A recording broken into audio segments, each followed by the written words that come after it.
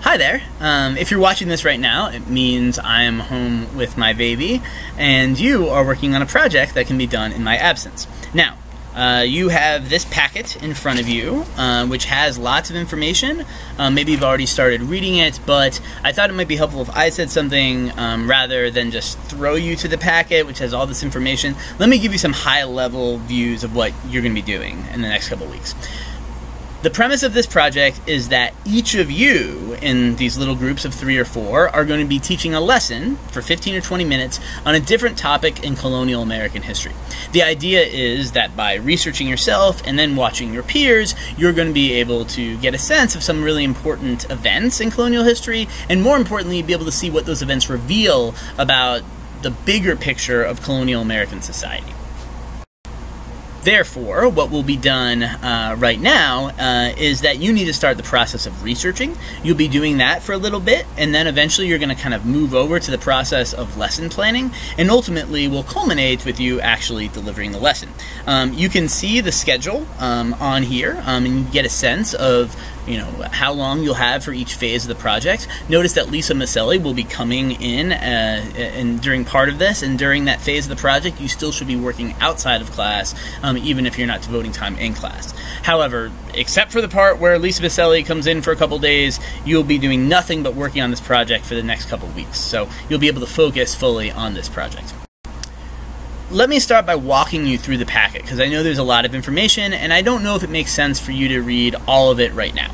Let me just say that the front page of this packet has an overview of the project as a whole. It has that schedule, and certainly this would be worth reading sooner rather than later. Page 2 is something that's going to be particularly important for today, because it lays out the procedure for research and a lot of the rules for research. I'll hit some highlights more about that in a second, but that's certainly worth reading today. The 3rd and 4th pages I would actually hold off on. Certainly you're welcome to read them at home, but you don't need to get that information all at once. It's about lesson planning and the presentation itself, and for that I think it makes more sense to read that closer to when you're actually doing that work. What might be worth reading earlier on is the 5th page has information about how it will grade. Certainly this will be worth revisiting closer to the date of the actual presentation, so you know what I'm looking for. But I guess in particular right now, it might be useful to look at this part on research in historical context, since that is going to be the process that you'll be starting after I'm done talking. There is also that separate piece of paper with information about your group's project. Here I have, topic 1 for the Salem Witch Trials, but yours should look something like this, with the topic at the top, some description, and some of the questions. What I'll say is that when you are researching, you want to have these questions in mind, because you're going to be taking notes, but you just don't want to take notes on like any old thing it says in the source. You want to be focused on the issues that I'm asking you to give a lesson about. And so definitely make sure before you dive in and do your research that you've read these questions. The other thing I'll say is that this separate page, that's separate from the packet, also includes very particular instructions about what to read. And so it gives a list of all of the different sources that are either available online on Compass or that are available in the reserve cart, which I think hopefully this is mirroring the right way, so I'm pointing at the reserve cart. If not, you can figure it out. But in any case, the reserve cart has lots of books for you to read. So, when I'm done talking, you can start reading the pages that I just referred to. Again, the important ones are the first 2 pages of the packet and that special separate piece of paper on your topic. However, I wanted to start by talking about the research process here, because I want to really emphasize a couple of points that are read here. So if you could all open to page 2 of this. It goes through a procedure. One of the things it talks about in the procedure is setting up a shared Google folder. And sharing it with benjaminleff@gmail.com, which is my email. That's really important because it would be really helpful for me to be able to track your progress in the project while I'm at home. Once you've created that folder, it says instructions about creating a document called Research Notes, so that everyone in the group can be putting their notes in the same place and you can see each other's notes. Then basically we'll be starting to read and take notes, and that's what we're going to be doing for basically the first several days of the project, is read and take notes. let me say a couple of things about that process. First, you aren't just going and starting Googling information. Instead, I've had some very specific instructions about what you are and aren't allowed to do in the research. First, you are not allowed to just Google for sources. You're not allowed to use Wikipedia. You will use sources that are on the Compass website. If you log into Compass, there's a special link that says Colonial America Project or something like that. You will be allowed to use sources that are available there, or sources that are on the reserve cart that is in the library. The reason I do this is not that I think there is no good information on Google or on Wikipedia. I'm actually not a hater on Wikipedia. I think it has lots of good stuff. It's just that there are sources that you might have been less likely to find, and I want you to get practice reading a different type of historical scholarship than you would be likely to read if you just Googled or looked on Wikipedia. So I'm just trying to get you practice in a different style of research than might come the most naturally. So basically, for this assignment, I will provide you with stuff to read for the most part, or I'll provide you with databases in which to look for things. Future projects will be more open. I figured it made sense to start the year with a project that was more structured in terms of me providing you with the sources.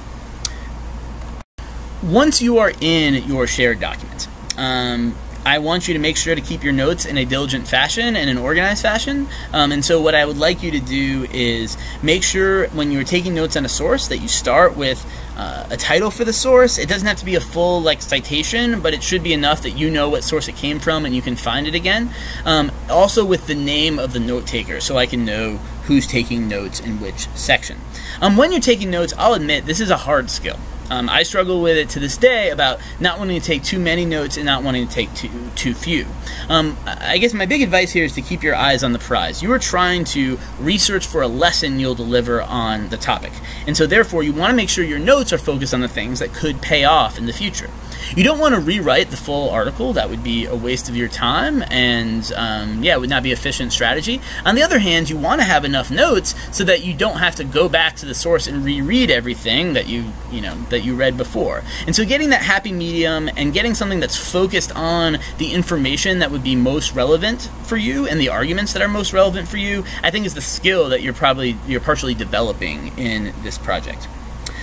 Ultimately, if you look at number 4, it says you ultimately graded on the quality of your research. Certainly, I'm looking for evidence that you looked at a wide variety of sources that I provided to you, and I'm looking that you worked outside of class on this project.